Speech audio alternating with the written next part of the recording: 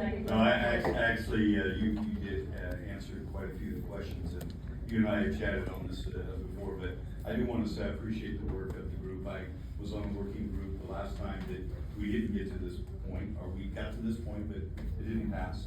But I want to say thank you for the nights and weekends putting this together. I know it's not easy, especially when people come from different points in their conversation. So, also want to say thank you to the Central Valley Community Foundation for the letter that you provided. It was, I thought, very well written, spelled out some succinct points, and I think that's very, very helpful for the board. And I also want to say that I know this process has expanded since the last time I spoke on it, considerably, in fact. And so I do have some questions about it. But you know, what's going to drive my final decision when we vote on a measure at this COG is not the personalities involved who put the measure together, because we can agree to disagree and still do what's right for the overall good of this county and the people living. And what also is not going to drive it is the process.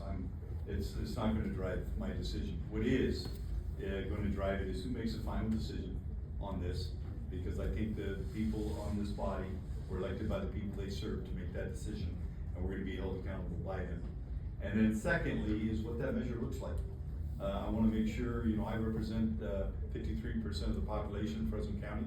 I have to make sure, just like Supervisor Butterfield, that this measure meets the needs of the people that I represent, and I too hear about the potholes in the roads and all the things that are there, but I also represent a very large transportation agency that receives about $15 million a year from Measure C.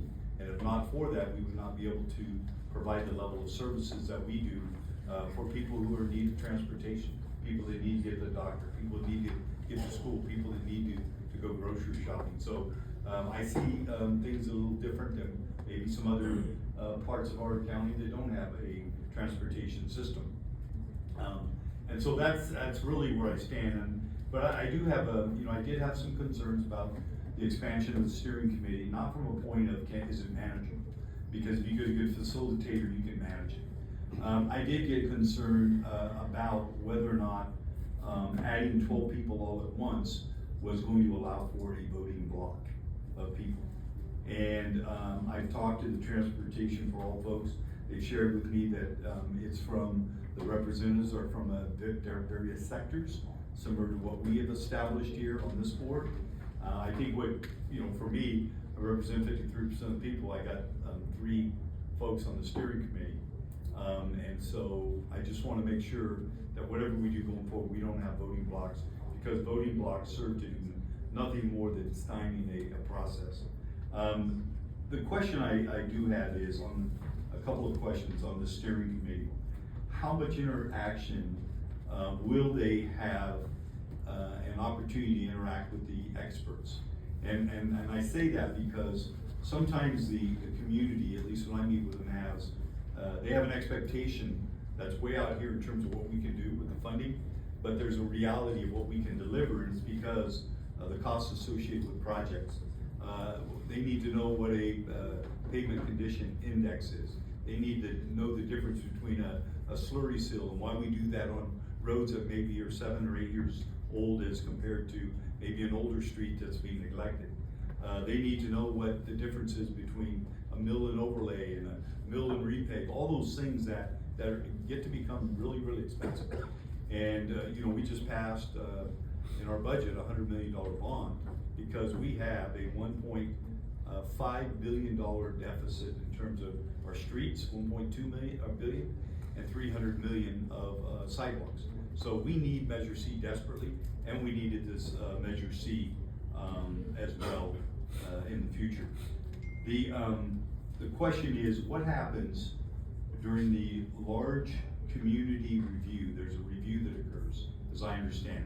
There's a community input, feedback, and then they go back to the large community and understand they happen mid-session.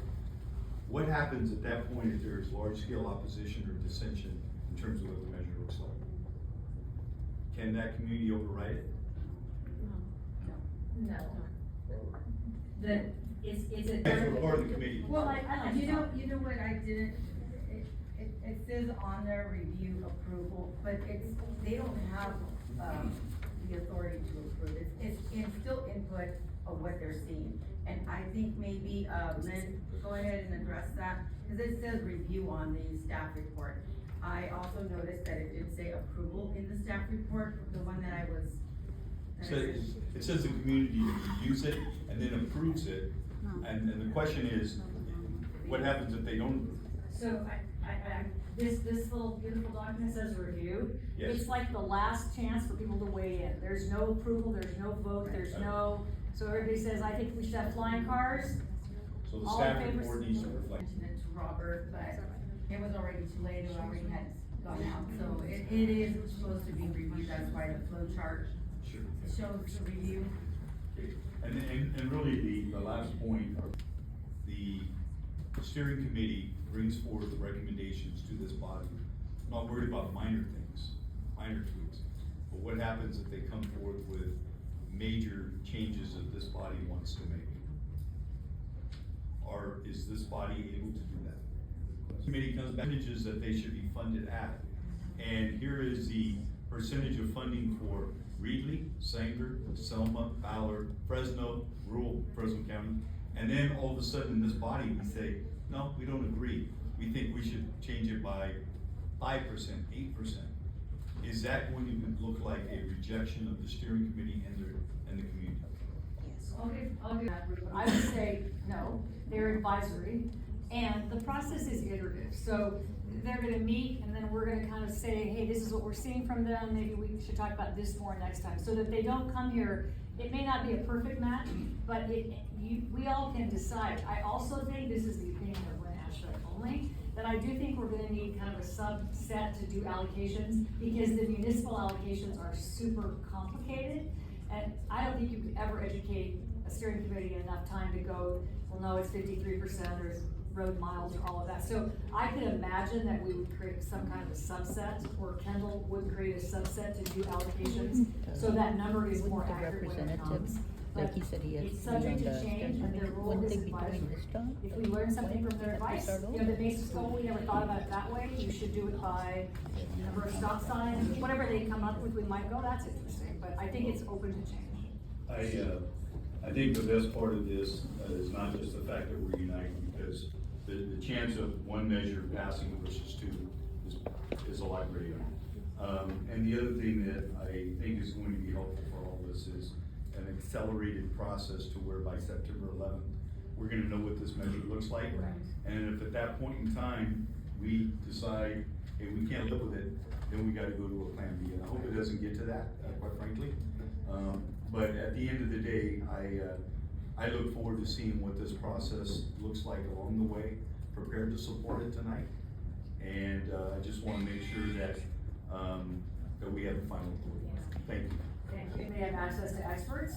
At the top of this diagram, you see where it says embed the steering committee or members of the subcommittee, the technical subcommittee, so that in the last measure, the subcommittee lived in their own bubble and never really interacted with the steering committee and crafted a plan kind of on their own. And this is to integrate the experts with the steering committee, because there are things that people just don't have any idea. They would have no way to know, nor would we expect them to. So embedding them throughout is important as well.